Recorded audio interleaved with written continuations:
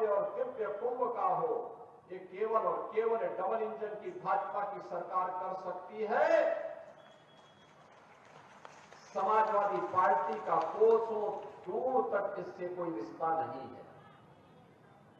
बहनों और भाइयों, इनको विकास से कौन मतलब है? इनको युवाओं से कौन मतलब रह गया है? इनको किसानों से कौन मतलब रह गया है? इनको व्यापारियों से मतलब नहीं, इनको विकास से मतलब नहीं। इनका तो एक ही सिद्धांत है कि सबका साथ और सेठई परिवार का विकास। उससे ऊपर सोच भी नहीं सकते, उससे ऊपर इनकी सोच है भी नहीं। याद करिए, हमने पहले दिन कहा था, उत्तर प्रदेश के अंदर, उत्तर प्रदेश की धरती को दंगा मुक्त बना, हमारे युवाओं के भविष्य करने की छूट नहीं मिलनी चाहिए। और मैं फिर कहता हूं, नकल माफिया के खिलाफ हम कार्रवाई करेंगे। किसी भी युवा के भविष्य के साथ खिलवाड़ करने की छूट नहीं देंगे किसी को भी। प्रतियोगी परीक्षाएं शुचितापूर्ण तरीके से संपन्न हो, इसके लिए माहौल सरकार भी बनाएगी, संबंधित चयन बोर्ड और आयोग भी उसके लिए पूरी प्रतिबद्धता के साथ कार्य कर रही है। अच्छे नौजवान जब सेवा में आएंगे तो विकास की गति को द्रुत गति से आगे बढ़ाने के साथ ही गरीबों तक शासन की योजना को पहुंचाने में भी अपना योगदान देंगे। और प्रयागराज की धरती तो ये भगवान प्रयागराज की है, भगवान बेणी माधव की है, भगवान भारद्वाज की है, मां गंगा, यमुना और सरस्वती की त्रिवेणी की है। ये पावन धरा तो हमारे लिए एक ऐसी पावन धरा है कि प्रयागराज का कुंभ अब तो दुनिया के अंदर मानवता के मूर्त सांस्कृतिक धरोहर के रूप में प्रधानमंत्री मोदी जी के प्रयास से आज मान्यता प्राप्त कर चुका है। बहनों भाइयों, ये समाजवादी पार्टी राम मंदिर का विरोध करती है, दीपोत्सव का विरोध करती है, देव दीपावली का विरोध करती है, परीक्षाओं की शुचिता का विरोध करती है, विकास के कार्यों का विरोध करती है, गरीब कल्याणकारी योजनाओं को, जो गरीबों को लाभ मिलता है, उसका भी विरोध करती है। यह तो केवल और केवल बांटने की राजनीति पे विश्वास करती है। बहनों और भाइयों, अयोध्या में 500 वर्षों का इंतजार क्यों हमें करना पड़ा? क्यों करना पड़ा था? क्योंकि हम बटे थे। काशी में क्यों हमें अपमान झेलना पड़ा था? क्योंकि हम बटे थे। मथुरा में क्यों अपमान झेलना पड़ा? क्योंकि हम बटे थे। और जब बटे थे तो कटे थे। बटना नहीं है, एकजुट होना है। याद रखना, भारत की आज की सबसे बड़ी चुनौती है जाति के नाम पर बांटने वाले लोग देश के दुश्मन की तरह काम कर रहे हैं।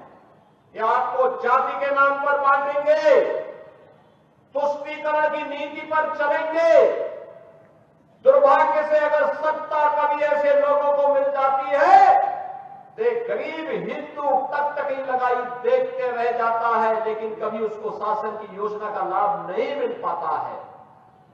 आपने पिछले 10 वर्ष में देश के अंदर 7 साढ़े 7 वर्ष में उत्तर प्रदेश के अंदर देखा होगा, 56 लाख गरीबों का मतदान मिला, कोई भेदभाव नहीं।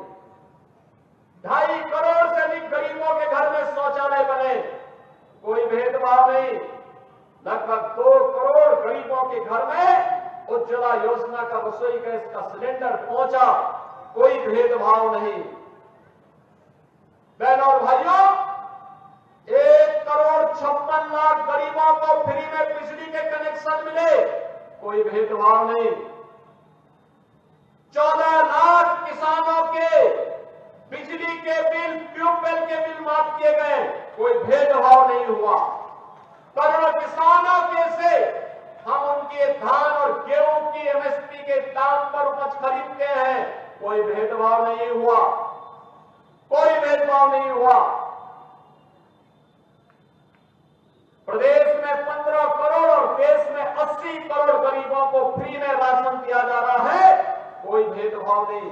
1 करोड़ परिवारों को उत्तर प्रदेश में वृद्धावस्था पेंशन, निराश्रित महिला पेंशन और दिव्यांगजन पेंशन में 12,000 रुपए महीने साल का दिया जा रहा है, कोई भेदभाव नहीं हुआ। कन्या सुमंगला योजना में कोई भेदभाव नहीं हुआ। सामूहिक विवाह योजना में कोई भेदभाव किसी बेटी के साथ नहीं हुआ, क्योंकि हमारा तो कहना है कि बेटी सबकी बेटी होती है। आयुष्मान भारत में 10 करोड़ उत्तर प्रदेश का नागरिक 5 लाख रुपए का स्वास्थ्य कवर प्राप्त करता है, कोई भेदभाव नहीं हुआ। हमने तो, मोदी जी ने तो एक ही बात सिखाई, सबका साथ और सबका विकास का। हमने तो सबको जोड़ने का प्रयास किया, लेकिन हमने ये भी कहा विकास सबका, सुरक्षा सबको, लेकिन तुष्टीकरण किसी की नहीं, तुष्टीकरण किसी की नहीं करेंगे।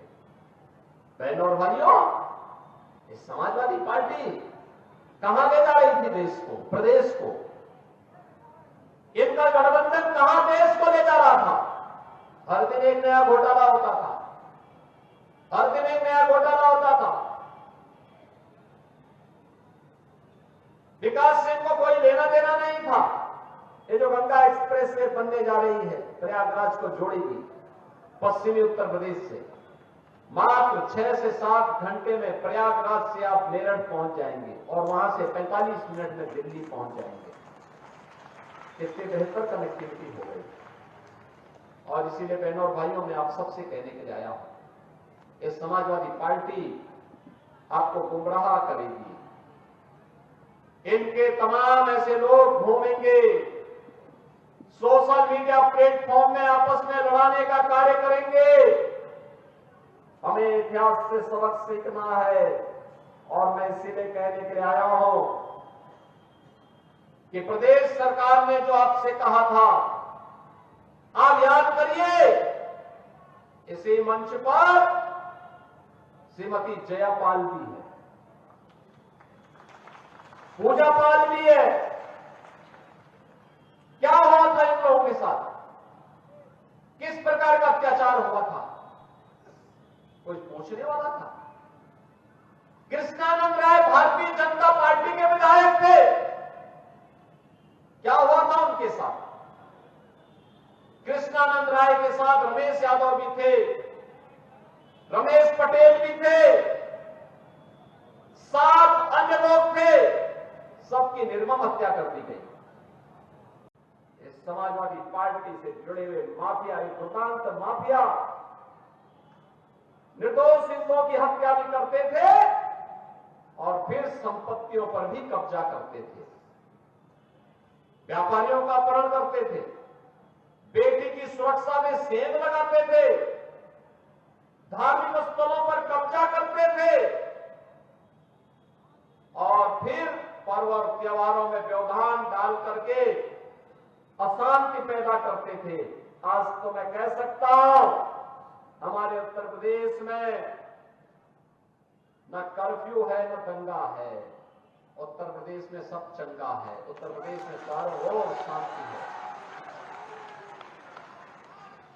और इसीलिए बहनों और भाइयों, मैं आपसे कहने के लिए आया हूं, आप सबसे मैं यही विनती करने के लिए आया हूं, भाजपा के लिए चुनाव एक मिशन है, सेवा का, सेवा का एक मिशन है। समाजवादी पार्टी बहुत बहुजन समाजवादी पार्टी के लिए चुनाव एक व्यवसाय है, अपने कारनामों को अंजाम देने का, जनता को शोषण करने का, अराजकता फैलाने का सर्टिफिकेट प्राप्त करने का, इनको अराजकता पैदा करने, भ्रष्टाचार पैदा करने, गुंडागर्दी फैलाने, कर्फ्यू लगाने, दंगा कराने, लूट खसोट करने का ये सर्टिफिकेट हमें नहीं देना चाहिए, कतई नहीं देना चाहिए। इनकी जमानतें जब्त होनी चाहिए। और यही कहने के लिए आज मैं आपके पास आया हूं। भारतीय जनता पार्टी, अपना दल, निषाद राज पार्टी, हमारे जितने भी सहयोगी दल हैं, इन सब ने श्री दीपक पटेल को प्रत्याशी बना करके आपके बीच उतारा। बहनों और भाइयों, वो एक अनुभवी और कर्मठ कार्यकर्ता है,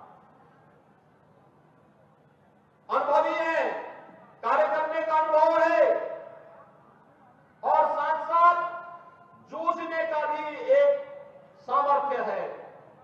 विकास के लिए जो भी आपका आह्वान होगा, वो विकास आपके फूलपुर में पहुंचेगा, फूलपुर में आएगा। उसके लिए फूलपुर वासियों को फिर इधर उधर जाने की आवश्यकता नहीं पड़ेगी। अच्छे लोग चुनेंगे तो विकास आपके द्वार तक लेके आ जाएगा।